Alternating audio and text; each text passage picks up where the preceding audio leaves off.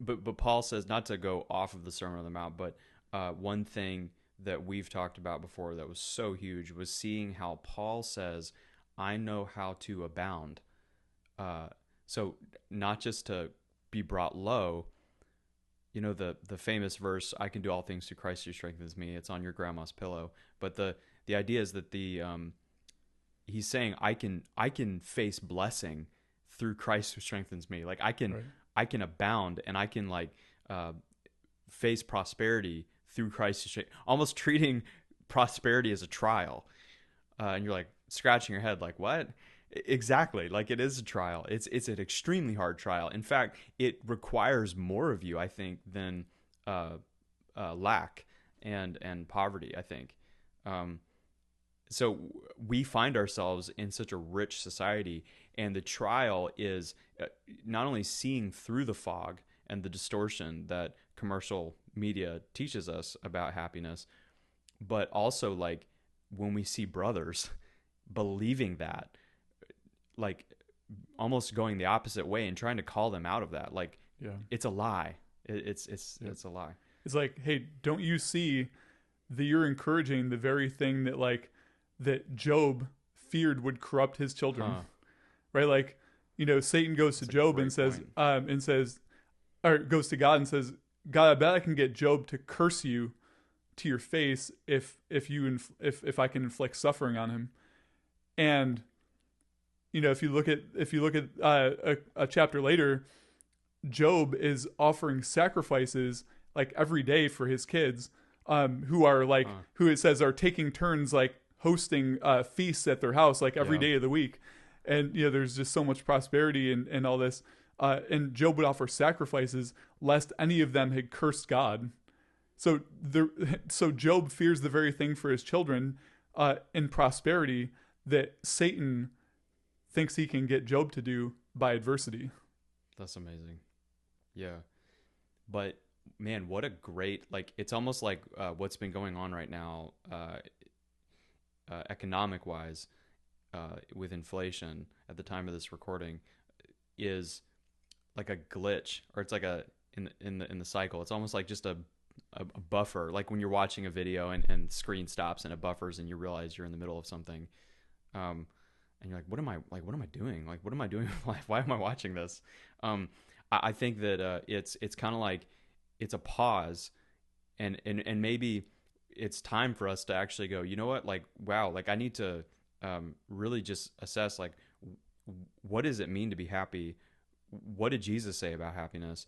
Does that describe my life? Not like, do I need to seek these things out? I need to seek out mourning and poverty of spirit, but is this just naturally describing me? And maybe, I mean, would you say though that you would give, maybe your counsel would be to, that you're actually in the business of mortifying the idols that cause you to not feel that that reality of the blessed life that Jesus talks about. So for example, 1 Corinthians 5, he says, like, let us remove the leaven, right? So that we can be who we truly are, which is unleavened. Right. So that we can really feel that way. So the idea is that when you have leaven or sin in your life, it kind of distorts who you are, and the experience, at least the existential experience, is not true to your nature. Yeah.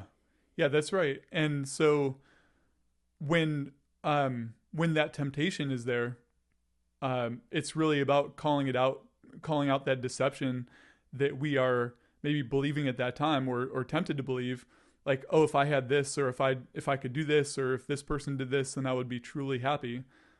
Calling that out for what it is and shutting it down, taking every thought captive, particularly those kind of thoughts.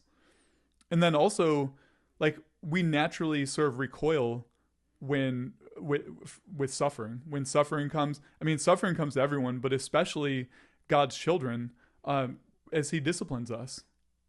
And so instead of recoiling and trying to escape God's discipline, recognize that He, as a loving Father, more than anyone else, and even more than we want happiness, He wants happiness for us. He wants us to be in that blessed state.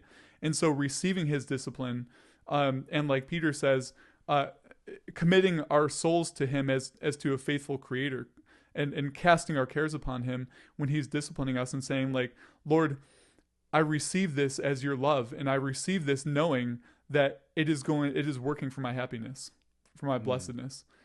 So those are really that's like, good. for me, those are the two sort of takeaways that I got from this, in terms of like, what do I do? Wow. Huh.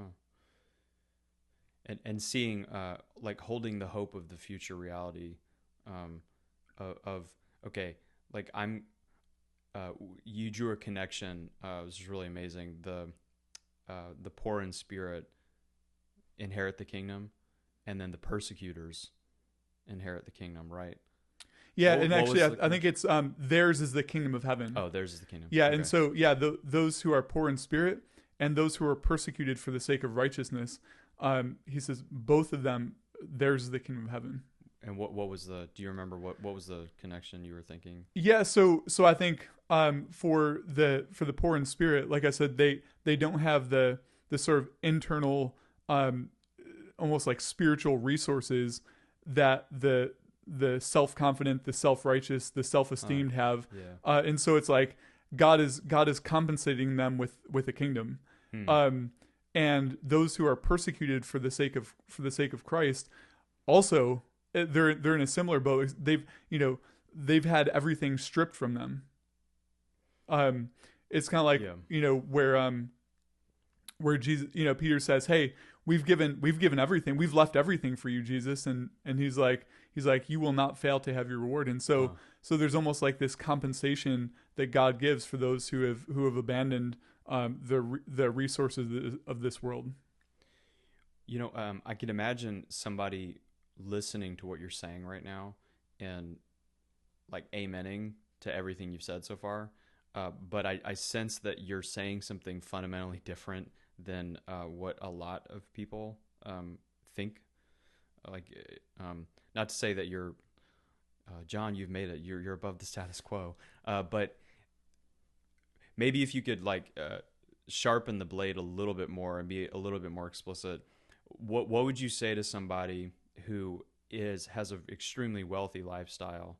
They have a luxury home, they drive luxury cars, and they're a Christian, and they were to hear you talking like this, would you call them to downgrade their lifestyle?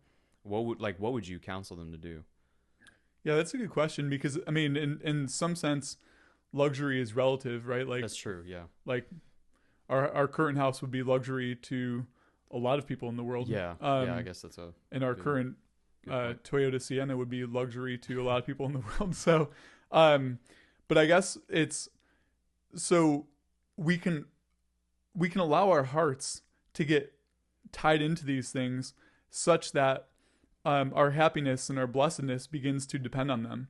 Like I'm clutching onto them, for dear life. And sometimes it's not even a conscious effort that we're making to do that. It's Huh. just like, we don't know where, our or what our blessedness is rooted in, until, some of these things are threatened. And then Hmm. it's like, oh, I guess that was a little bit more important to me than I thought. Yeah. Yeah, and it seems like maybe the counsel isn't at first to just like sell all your possessions. Maybe the counsel is one to find uh, brothers in the faith that are very mature and just get around them. And it seems like naturally the sharpening effect is some of these things will actually some of the idols will start to fall off Yeah. as you're around brothers who are helping you push past the cognitive dissonance, right? Yeah. So like the guy who has a $5 million home, and he's a part of a a gathering of believers that's really healthy, okay, in an idealistic sense. Like he would know probably 6 months in what he's supposed to do. Yeah. If his riches are affecting him to the degree that he is not tasting any of the beatitudes, right? If he's Yeah. like, I don't ever mourn, right, over sin, Yeah. like I never really feel like I need God, um, and Yeah, and that's kind of where the rest of the Sermon on the Mount. I mean, we touched on this, but the Sermon on the Mount expands on the blessed person, right? Like, so, like the Lord tests us and tries us. And so, you think when Jesus says, when someone hits you on one side of your face, turn the other side of your face so they can hit you on that side too. And the ideal self that's in each of us says, oh yeah, absolutely, like, yeah, I should do that. But then when someone wrongs us, what do we actually do? Do we seek to right ourselves and to defend ourselves and to make sure that everyone sees that we're in the right, or do we just go like Jesus as a lamb to the slaughter, silent? And so that's where that could be maybe purity of heart. Like, I want one thing. I have a single focus in my life, and my heart wants one thing, and that's for God to be glorified. And so if someone wrongs me, I don't need to justify myself. I don't need to show, even if I'm right, I don't need to show everyone that. Yeah. You know, or it could be, am I the kind of person who, Jesus says that if a man divorces his wife, except for sexual morality, and she remarries, then he caused her to commit adultery. And he also caused the man who marries her to commit adultery. It's not even about the man who divorced. It's about his effect on the woman and on the man who marries her. Right. And so, am I the kind of person who, even if I've lost my love for my wife, and I despise her, I love her, and I don't want to, I love her in the deepest sense, and I don't want to cause her to commit adultery. Like, am I that kind of person? Do I have that kind of purity of heart? Yeah, I actually don't know a single person that, other than maybe just in our conversation, who's brought out the difference between what Mark and Luke are saying versus what Matthew is saying. At least talking about what Jesus is talking about regarding remarriage, because like Mark and Luke are worried about the man who divorces and remarries. They're like, you're gonna commit adultery if you divorce and remarry. And I think he just like leaves it there, right? He's like, if you divorce and remarry, you commit adultery. But then Matthew is completely flipping the emphasis, and he's worried about the kind of person the man is doing that to his spouse, right? Right. So he's like, if you divorce your wife and she remarries, you just caused her to commit adultery because you divorced her, right? That's right. Are you that evil that you're going to wreck her life indefinitely and cause her to be an adulteress because you did not want to stay with her? Like, you didn't want to commit to her. Amazing. Like, I that just, it totally puts a new spin on things. And you were saying that relates back to the Beatitudes. Right. Like, what was the connection? Yeah, I think that's probably the purity in heart. Okay. Yeah. So, I mean, obviously we think of purity being pure in heart, not being defiled, like not being corrupted by, some fleshly lust or something like that. But I think it's deeper than that. It is that, but it's more than that. It's really like having a single focus, having a single desire. Like, your heart wants one thing. And so if your heart wants the glory of God and wants his kingdom, then it's not really important to you if you're able to build your own kingdom. It's your own sort of status becomes much less important to you. Yeah, like, and like so if you care about what God cares about, like, think of like a friend that you really admire, and you're always trying to be agreeable with him because of your respect for him. It's like, so if you're always trying to be agreeable with God and to be like a kindred spirit with the Lord, God hates divorce and he hates remarriage, right? There's, of course, if your spouse dies, but the point is that he wants the covenant to be forever, because that's how he operates, that's how he acts. That's right. His covenant faithfulness to 1,000 generations, right? It's not like after 1,000 generations he's like, all right, the 1,000th generations is up, now I can finally be free of these people. No, it's really forever. So one thing, going off of the blessed are the pure in heart, actually, so we do um, addiction counseling, sex and pornography addiction counseling. So it's kind of on the nose. That beatitude is usually used um, as a motivation for men. Like, blessed are the pure in heart; they shall see God. So it's like I want to see God more in my life. Um, so that's a motivation to get off of porn. I haven't met a single client that actually truly had that motivation. That's like a pie in the sky. That would be the ideal if somebody was, and I'm sure if they really believe that by faith, that might be the catalyst for their freedom, right? Yeah. But uh, I only bring this up because you've been connecting um, the Beatitudes as almost like a summary, treating them as like a summary of the entire sermon and descriptive of the true Christian. Okay, and we meet men that are struggling with porn, and they do not seem like those who Jesus is describing, right? But Jesus does have an interesting thing. He actually talks about sexual immorality in the sermon, where he says, if your eye, I think it's if your eye causes you to sin, Yeah, or if your and hand, also, right? you've heard it said by Oh, those of okay, old, you shall not commit adultery. But that I that's but I right. say to you, Yeah. So like, uh, how would you counsel like somebody that's addicted to porn? Let's say they actually we find out they are born again, they are a Christian.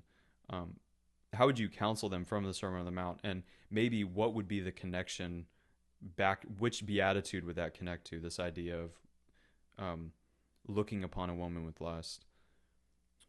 yeah, probably purity of heart. I The would same I thing. would think, yeah. And there's definitely some overlap. Because like I said, these aren't eight individual paths. They're the marks of the true believer. But Well, the more I was thinking too, the mourning Christian mourns over sin, right? yeah, So a genuine believer that's broken and hates sexual sin and is mourning over it, that probably is a child, even though it's hard to imagine. It just seems like Scripture screams to that sexual immorality is like the first step of Christian maturity, is to get that reined in, and we have yeah, believers that have been Christians for years that are struggling with sexual sin. yeah. But And it's like okay, well, if somebody is a true believer, if someone's a true child of God, why haven't they had victory? right. Um, Maybe it's because God is working in them poverty of spirit, Hmm. like where they come to the end of themselves and stop trying to do things by their own strength and finally cast themselves fully on God. Yeah. What Um, what would you say to somebody though? Because I've heard this before, exactly what you said, and that's a good word. And there's a lot of people that a lot of clients that if you tell that to them, they're like, I'm doing that. Like I'm that, and it's not just something I'm doing; it's naturally happening. I hate this sin. I I feel like so um, sorrowful, and afterwards, what do you say to them? And because they're getting at, what's being insinuated is it's not working. yeah. Um, well, I mean, there is the legitimate warning of hell, right? Like the Yeah. sexually immoral will not inherit the kingdom of God. So like there is that warning there. But depending on Jesus was so like stern and almost like abrasive with the self righteous, but with those who were broken and humble, like he was so tender. Hmm. And so if a person is like the bruised reed or the smoldering flax, like you don't want to crush that. Um, so I'm as I'm thinking about this, John 5 has been really weighty in my thinking lately, where you have all these crippled people or sick or weak or whatever people around the pool of Bethesda, Mm-hmm. because they're waiting for the angel to come and stir the waters, and because every time the water is stirred, the first person in gets healed of whatever sickness they had. And so you have this, kind of zoom in on this man who had been crippled for 38 years, and he's just waiting for his chance, but it never comes because he doesn't have anyone to put him in the Yeah. water. And so Jesus comes along and says, do you want to become whole? Like literally, that's a literal rendering of it. Do you want to become whole? And the man has his his sort of pat excuse, which is I have no one to throw me into the water when it's stirred. And Jesus says, rise up, take up your mat and walk. Huh. And so and he does. Um, I believe that as soon as Jesus spoke that word, the man was healed. Hmm. He was made whole, and his act of faith was getting up and taking up his mat and walking. He could have just laid on his mat, and he would have been whole, but he doesn't experience that. That's not his experience, and so I feel like the encouragement for the believer who's caught in sin is rise up, take up your mat and walk. Like you are whole. Yeah. You've been made whole by Jesus Christ spiritually, and now you just need to walk and to live from that position. And Yeah. sometimes, in Galatians 6, he says, if anyone has fallen into sin, those of you who are spiritual should restore such a brother in meekness and love. Right. And so sometimes it's the spiritual brother, the one who is walking according to the Spirit, who has to reach the hand down and take them up and say, all right, you can't get up yourself. Maybe your faith isn't big enough for that, but I'm going to help you. I'm going to pick you up and start leading you. And that's the key to, because again, like I'm thinking of how many, like, part of the problem of having a sin that you've committed multiple times is it sows unbelief. Okay. And I don't think people realize that the more that you sin, it's not, when we say it's pushing you away from God, it's causing you to doubt his power, what he says.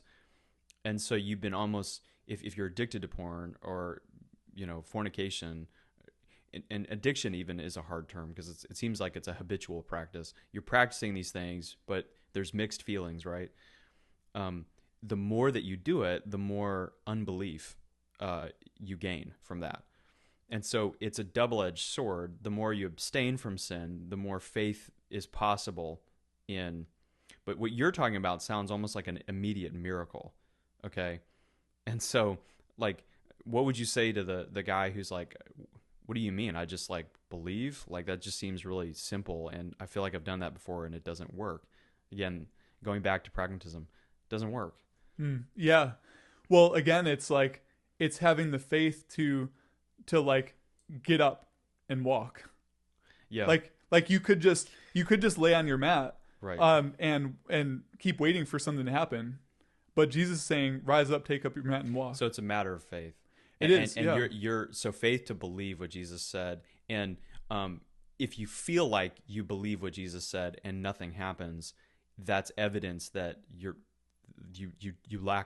actually lack the faith. Yeah. Right.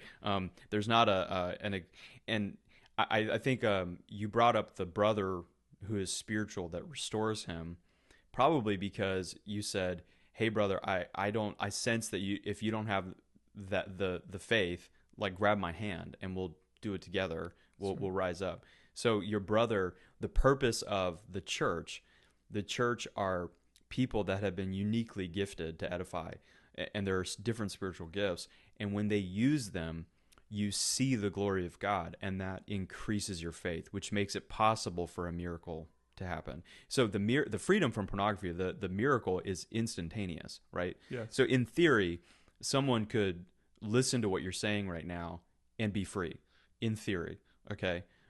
But if they're not free, it's a problem of doubt and faith. And it seems like this is completely related to the beginning of our conversation.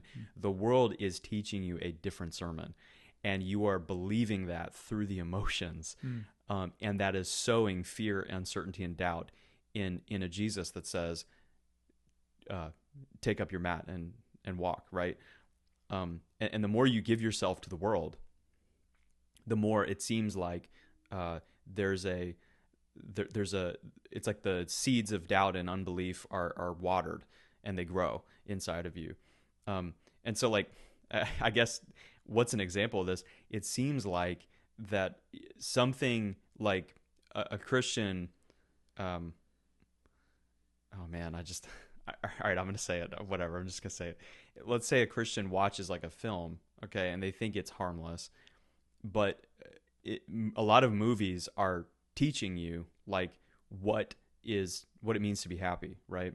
So in the movie, you got like a wholesome family, and they're very wealthy, and they have a truck from the 1950s, and they have, it's Christmas time, and they're all singing carols together, and you're like, wow, like I envy that happiness.